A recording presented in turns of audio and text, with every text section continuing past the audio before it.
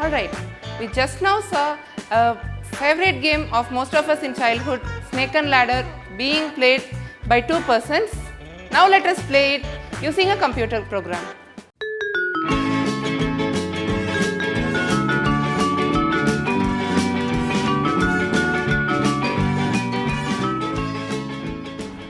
Hello all, welcome to the programming screencast of Snake and Ladder.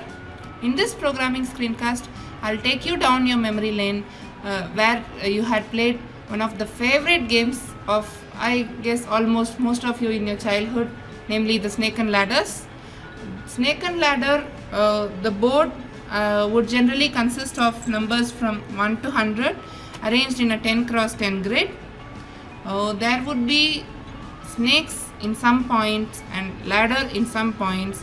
Ladder would generally take you up the board, that is from a lower point to a higher point, and snakes would take you generally down the board from a higher point to a lower point. This sort of symbolizes a theme of life, that life is full of ups and downs. So this would be favorite game for many people because it is somehow close to the real life scenario. Alright, let us now see how we shall play this game in a very cool manner using our Python code through our computers. Alright, let's get started. Before getting started with the code, I'll show you the image of a Snake and Ladder board. I have got an image from internet. This is here. This is a Snake and Ladder board. As I had said, there are numbers from 1 to 100 in a 10 cross 10 fashion. There are ladders somewhere as well as snakes somewhere. I'm sure you would have played this game in your childhood. This is just a journey down the memory lane. Alright, I would ask you guys to please pause this video at this moment. Make a note of the snakes and ladders in this board at various points, from where to where is the transition of each ladder. For example, this particular ladder starts at 21 and takes you to 82, and this particular snakes start at 64 and this takes you to 36. Like that, you please make a note of these snakes and ladder by pausing this video. This would be of greater interest to us during the later part of our code. So please pause the video at this point and make a note of the snakes and ladders. Alright, I hope you would have paused and made a note of the snakes and ladders. Now let's get started with the coding part, and let me minimize this image. Let's get started with the coding part. When someone plays the game, what are the two things you're supposed to do? In the computer, someone is going to play the game. You're supposed to show him the board. I'll call that as show board is the functionality. The next is he is supposed to play. The players are supposed to play. And the end point of the snake and ladder, we have to define. This snake and ladder, this board has end point at 100. 100 is the winning position. When some player reaches 100 first, he is considered as a winner. Two players would play, and the one who reaches 100 first is considered to have won the game. Till then, the game will proceed. In case the player wants to abort in the middle, he can totally quit the game. If the players continuously proceed, 100 is considered as the winning position. This is how we are going to configure our game here. So as I said, first you are supposed to show the board to the players, then you have to ask them to play. This is the higher level abstraction details. And this is considered to be a good programming practice, that as to you have to abstract as much as possible. Like see, a person who wants just a higher level overview, if he would read this, he would understand the endpoint is 100 and you're supposed to show the board and play. The person is supposed to play. This is what the game expects someone to do. So this is the higher level overview. So this is considered to be a good programming practice to give a higher level overview. Your code must be organized such that by reading this overview, the person should be able to get a higher level idea of what your code will do.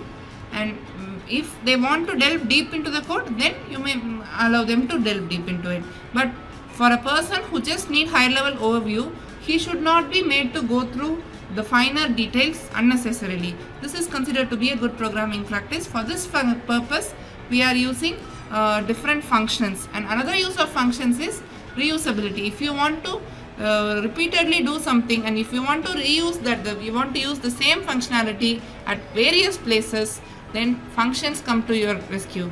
They greatly help in reusability.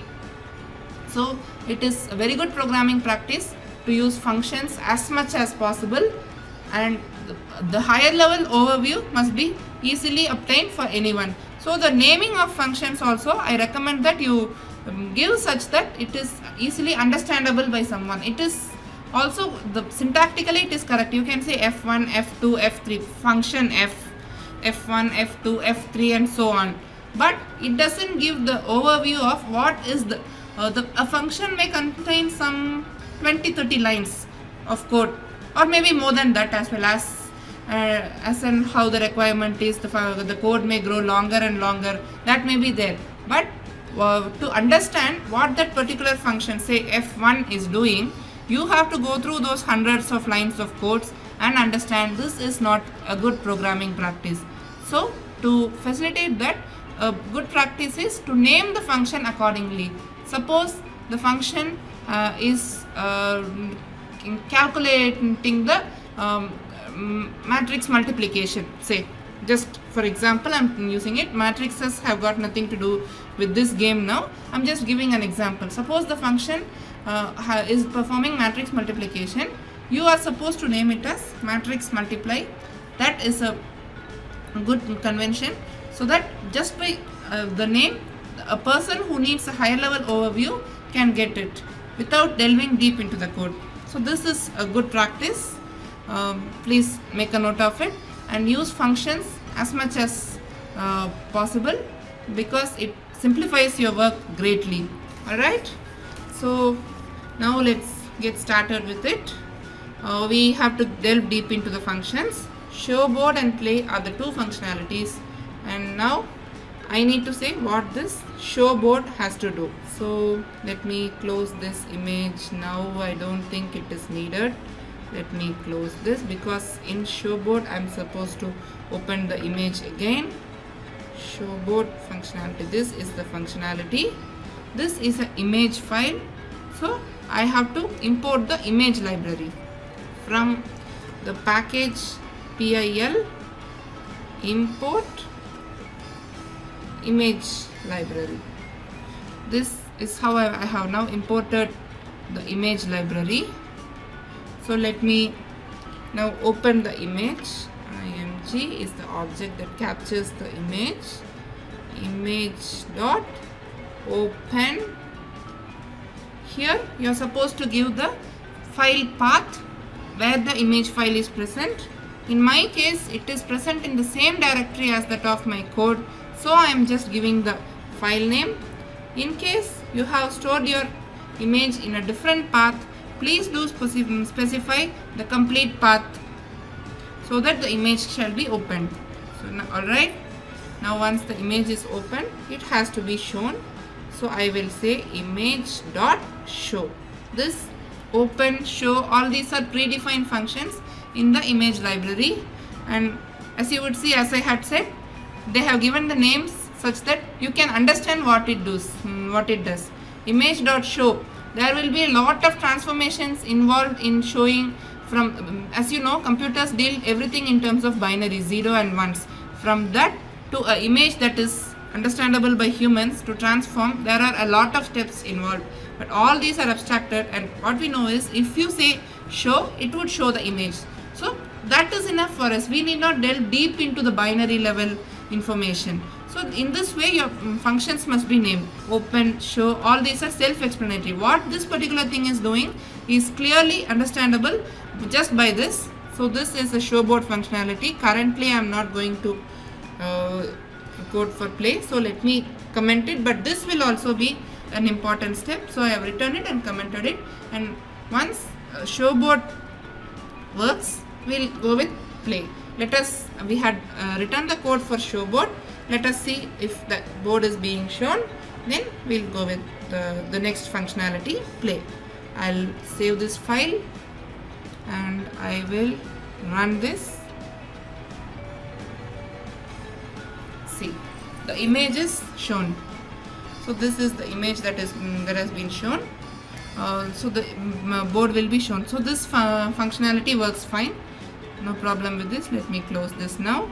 And okay, the next thing is we have to go with this particular functionality, play. We'll see what are the other functionalities required in play. If it requires any other functionalities or any other library has to be imported, as and when we delve deep into it, we'll import and we'll define new functions.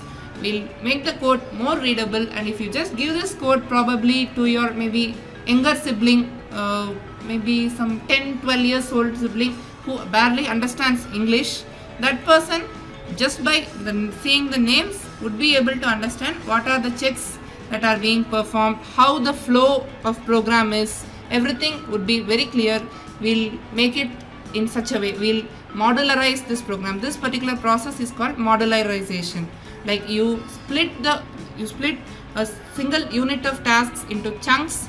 Like show board, this is one particular task, I have made it one chunk, and play is one chunk. That play may consist of some sub chunks, so we are making the functionalities into chunks so that anyone can get a higher level overview. You may even test it with someone who just understands English. With the names, they would be able to understand what is the flow of the program. You may check that. Alright, we have done with show board functionality.